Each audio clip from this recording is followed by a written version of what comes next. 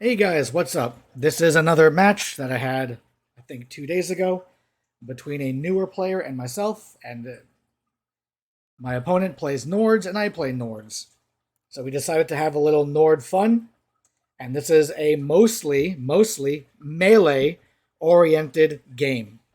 So my list is 6 Raiders and 6 Mountain Jotnars, and I don't think I have his list, but his list is mostly melee with 1 unit of Bow Chosen in it. All right, so as you can see here on the battlefield, we have a lot of water and a lot of terrain.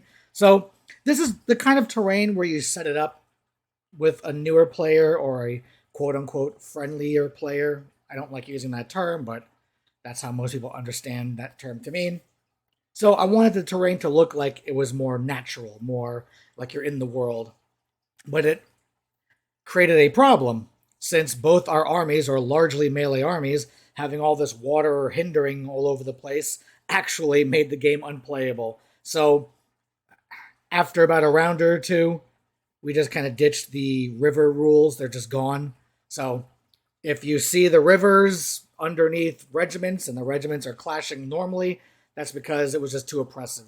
If you and your opponent have specific armies and you don't want your purchases to be in vain. What I mean is, if you buy a lot of ranged units, but your opponent keeps putting down a whole bunch of obscuring terrain, tell them no.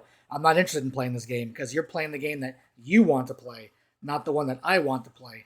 And that's where player placed terrain comes in. When you do player placed terrain, you could place a terrain that best suits your army and put down the terrain that best counters your opponent's army. Also, you don't control half the terrain on the board, so both you and your opponent are able to put down the terrain that you think you're going to play the game with and have fun.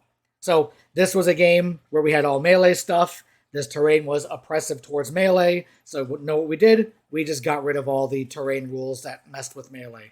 Real simple to understand. This game is about having fun first and make sure that the terrain doesn't ruin your fun. All right.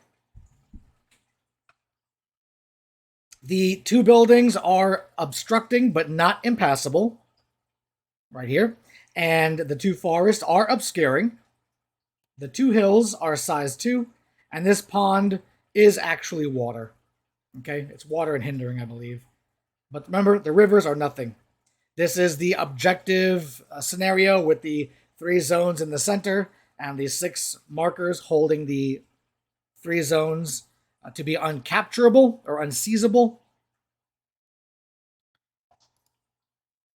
At the end of round 1, I have brought on a unit of raiders with a Jarl over here, a unit of raiders with my warlord shaman right over here, and a unit of raiders with my other Jarl over here, and a unit of raiders back here. So I got, what was that, 4 raiders on the board, and my opponent brought on a unit of Bow Chosen back here.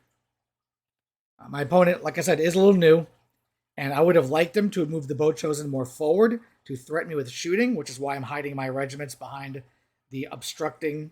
I'm sorry, yeah, the obstructing terrain and hugging this obscuring terrain. But he's kind of holding his Bow Chosen back a little bit, which I don't think he intended on doing. But if you're holding your units back to meet up with units coming in the game further in the game, that's actually a smart thing to do if you're not planning on scoring early. And in his defense, I think this was a smarter play because if he brought his Bow Chosen too far forward, I have too many raiders for him to shoot at, and I would just eat those Bow Chosen up. So he actually wanted to threaten me, but he's kind of new at Bow Chosen, but his inexperience actually led to a better play for turn 1. At the end of round 2, my raiders on the right charged, impacts or whatever, and did 1 damage to this objective marker over here. I'm now starting to line my raiders up so we can move forward as a cohesive unit to deal with his shooting, because I know those Bow Chosen could tear me up. He finally brings his Bow Chosen up a little bit forward, and he's bringing on raiders onto the right here. And he has Huskarls with a Conager, or Huskarls with a Jarl over here. And he has Valkyries with a Vulva over here. His Vulva is not kitted out. She does not have all the runes and all the upgrades. You know, I'll just quit saying this for the rest of the video, but he's new. And after the game, I sat down and we chatted about upgrading his army for like a good half an hour, making his Huskarl unit more effective, making his Valkyrie unit more effective, how to play this, how to play that. But that's not what this battle report is per se. It was not my personal conversation with this gentleman after the game. So I also moved my raiders up a little bit here. And I attempted to charge the objective marker here. And guess what? I rolled a 1. And now I don't have banners on any of my units. So I rolled a 1. It is what it is. So end of round 2, no scoring. So now we start with round 3. His Bowchosen move up behind the marker and fire on my raiders, dealing 4 damage. Now, when he moved his Bowchosen up to fire, he didn't know / forgot that the marker was size 2, and I had realized that after he had moved and started shooting, but I didn't have it in my heart to tell him he can't do that because this stand here can't see any of my raiders. So I just let him shoot my raiders. I mean, it is what it is, right? I'm not here to teach every detail of the game to a newer player. I'm just here to let him shoot things and have fun and deal with the intricacies of size differentials for shooting. So, yes, the marker is size 2 and you shot through it, and that's perfectly fine for this game. So, remember my raiders charged the marker and did 1 damage last round? Well, he charged with his raiders, and it was just the charge, not a clash. So he did impact attacks and did 3 damage to my raider unit over here. See, now if the rivers would have had water and hindering on them, our armies would sit here with like clash 1 and do nothing the whole game. So here's where we realized. Now when he impacted, he was doing it at clash 2. But here's where we realized that the water would just be too oppressive, and we just removed that rule from the game. I think this was the point. I don't remember exactly, but it was around here. But then my raiders activated after his raiders, which is the beauty of having spam cards. And then I just inspired and clashed and annihilated his regiment, dealing it, 14 damage to his unit? So, dead. This is a Huskarl modeled regiment. I get it.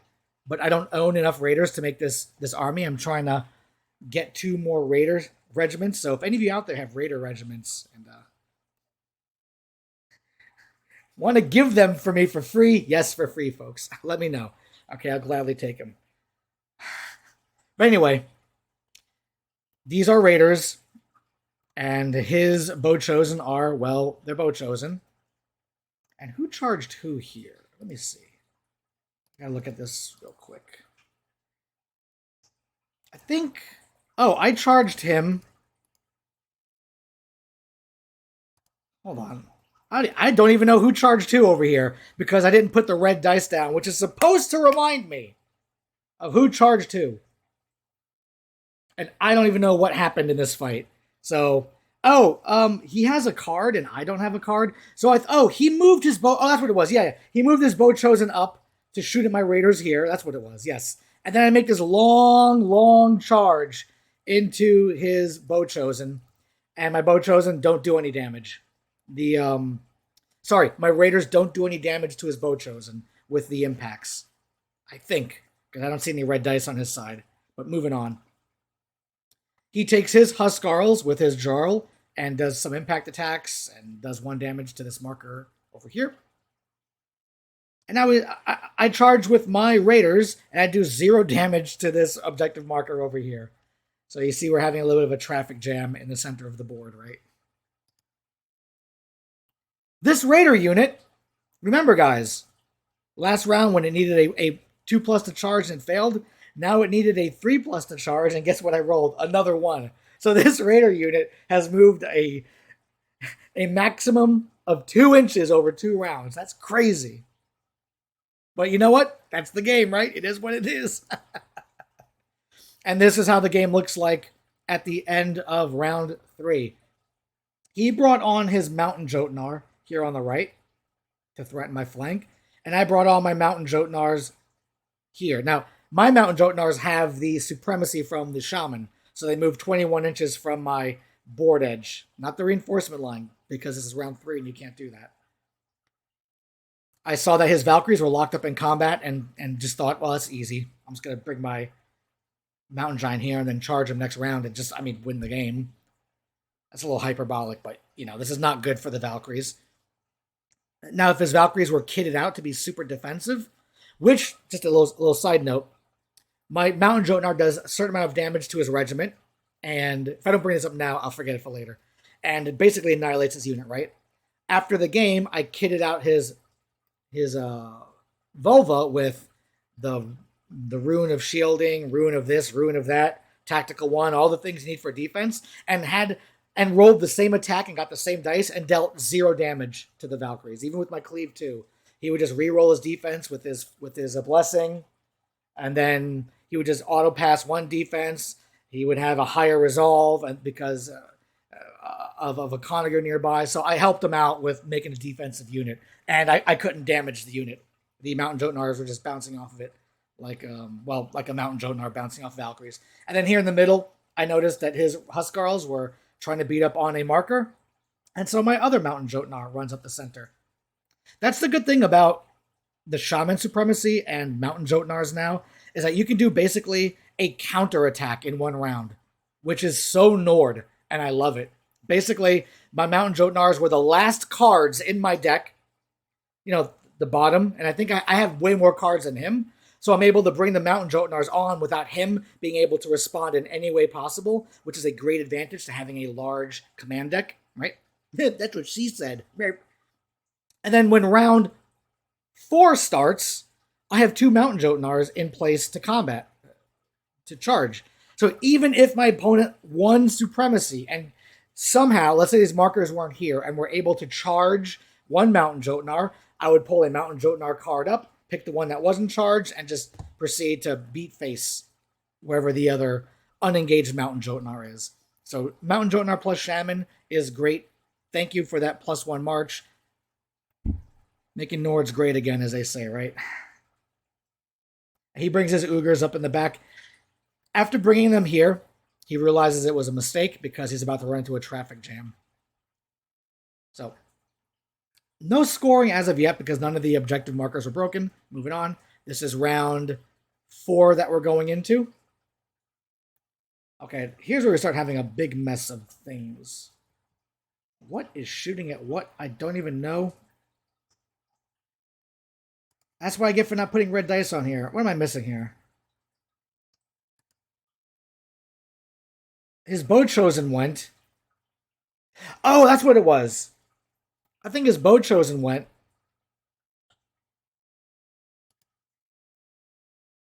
Yeah, his Bow Chosen went. Right? And then I rolled all this. He rolled all this to like attack my Raiders, like punching them, which is like really, really bad. I mean, really bad. He inspired. That's what it was. He inspired and clashed. So he needed 4s out of his 5, 10, 15, 16, 17 attacks. And he rolled so many 5s and 6s. It was actually insane. So much so that he was kind of dejected for a little bit, which I understand. It only killed 1 stand of Raiders and dealt 1 wound to another Raider. So 210 point Bocho's unit just kind of whiffed, and the Raiders are about to exact their revenge. Well, over here on the right, his Mountain Jotnar charged my Raiders that were holding up this objective marker, and now his Mountain Jotnar killed my Raiders. Then my Jarl here, I know it's not the Jarl model, my other model is not painted, it's in my garage somewhere. He did a last stand fighting and actually did 8 wounds to the Mountain Jotnar. Just a simple Jarl doing his pathetic attacks against a Mountain Jotnar. Beefed him up pretty bad. Then here in the middle. Oh, just to the right. Oh, I see. So just to the left here, you see my Raider unit and his Raider unit. Well, my Raider unit then charged his and annihilated it. Just destroyed them. In the center, my Raider unit here activated and killed almost all of his bow chosen stands, leaving one alone, I think. Right? So, nasty raiders. I was also Blood of the Einhard bleeding all over the battlefield, so I had extra attacks.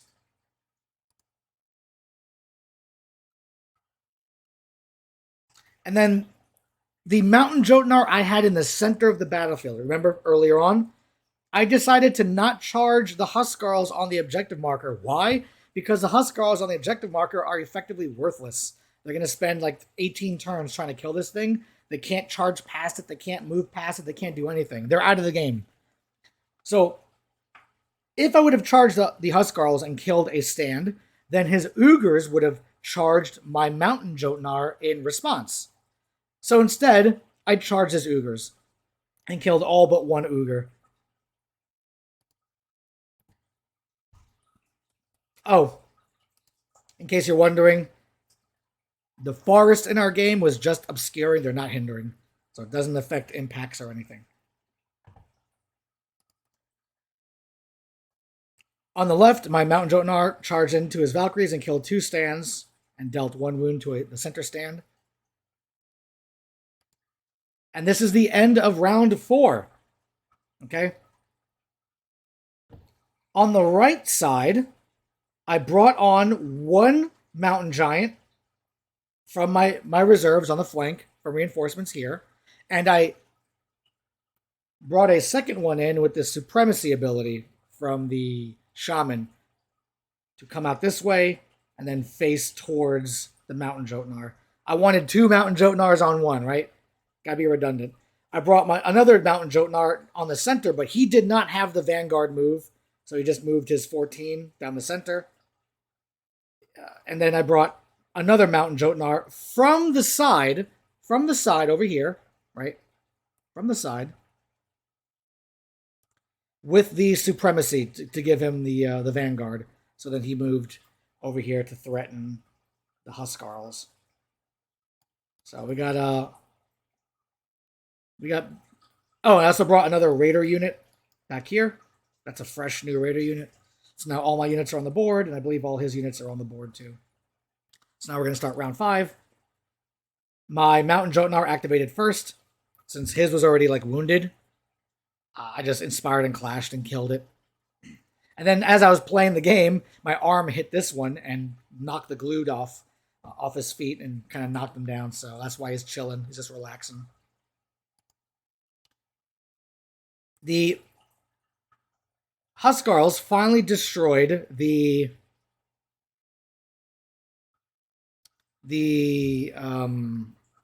marker, and then he charged my giant, and with his impact attacks did 2 damage to my giant. My Mountain Jotnar activated and then just destroyed the rest of the Valkyries over here on the left side. He moves his unit of fresh Valkyries onto the board. They might have come on last round. I just didn't see it. But his Valkyries are over here. But they don't have a Volva. They don't have like upgrades or anything. They're just naked Valkyries, which is kind of hot, but it's also very impractical in the game. Never do that. A Valkyrie unit is only good when you bring a tooled up Volva with them. My Mountain Jotnar that was running up the center without Vanguard charged and killed his Huskarls from the flank. And then my Mountain Jotnar over... Where was this? Oh, it's over here with the Ogre. My Mountain Jotnar in the front center of the battlefield activated and wiped off the last Ogre. Oh no, his Ogre actually did some damage to my Mountain Jotnar, which then activated my Mountain Jotnar's extra attack. And then my Mountain Jotnar clashed, killed the Ogres, and then moved to face towards the Valkyries that you can't see off the side of the picture. Here they are right here. See the Valkyries? So here in the center, my Mountain Jotnar killed the Ogres, just clashed, didn't inspire, just clashed, then turned to the right to face the Valkyries. And then my stuff's in the middle, just kind of having fun with this marker here. And I have 2 mountains facing down this 1 unit of Huskarls. And that's what we call the game. And then after the game, my opponent and I, we sat down and we chatted about how to improve the game and eliminate play errors and stuff, and et cetera, et cetera, et cetera. So we had a good little time afterwards about helping him out and improving his stuff. So this is a list with 6 Mountain Jotnars and 6 Raiders. This is not a list that I'm taking just for the lulls against newer players. I'm actually trying to work on this list to take against the stronger players in the store. So this is not like a Diego took a joke list to play with a new player. That's not what this is. I actually took a list that I want to refine. Like it took me 4 months to refine the Bow Chosen list into the thing that is trademark Diego Nord Bow Chosen, right? Like it's my thing, baby. Whenever anyone plays all Nords and Stalkers, you go, that's a Diego list. Yes, that's actually a Diego list. That's what I'm working on with this. Now, I know in previous editions, before I got into the game, the Giants were a thing. So if any of you out there have evidence of proof, pictures, battle reports of a player bringing maximum Jotnars, I'm talking about as many as you can get, let me know. I want to see. I want to learn from this person. I want to understand what's going on in their head, right? And then morph it so I can make it better for my meta. But anyway, that's my game. Let me guys know. Let me know what you guys think in the comment section down below. Don't forget to join my Patreon. I like money. I also like the moral support that people who watch my videos give me. It's basically saying thank you for the videos, and I appreciate it when you join my Patreon. I mean, the list for these armies is real simple. Mine, it's just 6 Mountain Jotnars, 6 Raiders, and 2 Jarls and a Shaman. And the Shaman has like an upgrade. Bare bones to fit them in the list. Okay, and I don't know what his list is. I'll bother him in the next few days to ask for a list. And next time I see him, and if I get it, I'll update it in the description. But this is not really a serious battle report. I know if you learn something from this, then you know what? Then it's a serious battle report. Kind of take that back. Anyway, thank you guys for watching. Have a good rest of your day. Peace.